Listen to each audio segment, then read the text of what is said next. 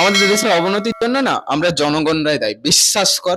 আমি আজকে সকালে একটু বেরিয়েছিলাম, কাজ ছিল, এবং আমার শহরের রাস্তার ঘাটের অবস্থা খুবই খারাপ। তো নতুন সরকার আসার পর থেকেই রাস্তার সংস্করণের কাজ শুরু হয়ে গেছে, কিন্তু আমাদের ধৈর্য বলে তো কিছু নেই। যেখানে কাঁচা সিমেন্ট ভাই লোকজন দেখতে পাচ্ছে, ব্যারিকেড পর্যন্ত দেওয়া আছে ভাই, সেইখানে লোকজন বাইক সাইকেল হেঁটে, ঠিক আছে, চার চাকা নিয়ে ঢুকে যাচ্ছে। একটুও ধৈর্য বলে কিচ্ছু নেই।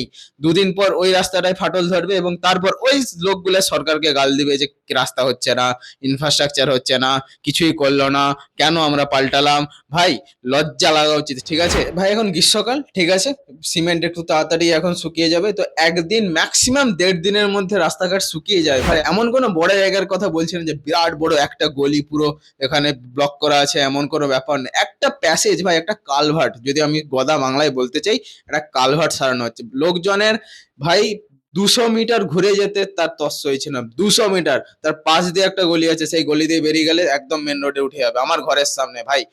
কিন্তু আমরাই করব, যখন সরকার আমাদের জন্য করবে আমরা সেটাকেও বিগড়াবো, তারপরে আবার সরকারকেই গাল দেবো। अभी मैं गाली नहीं दे হোয়াট सकता। The hell. আমার সত্যি কিছু বলার নেই। আমার একটাই রিকোয়েস্ট আছে আপনাদের সবার কাছে, প্লিজ এই ভিডিওটা বেশি করে শেয়ার করুন, এবং ওই হারামজাদার মতো লোকগুলোকে দেখলে দুটা গালে দুটো থাপ্পড় মারবেন, তারপরে পুলিশের কাছে দিয়ে আসবেন। মায়েরই বলছি, এখন পুলিশকে এমনি তো পশ্চিমবঙ্গে ভালো খুল্লাম খুল্লা ছুট দেওয়া হয়েছে।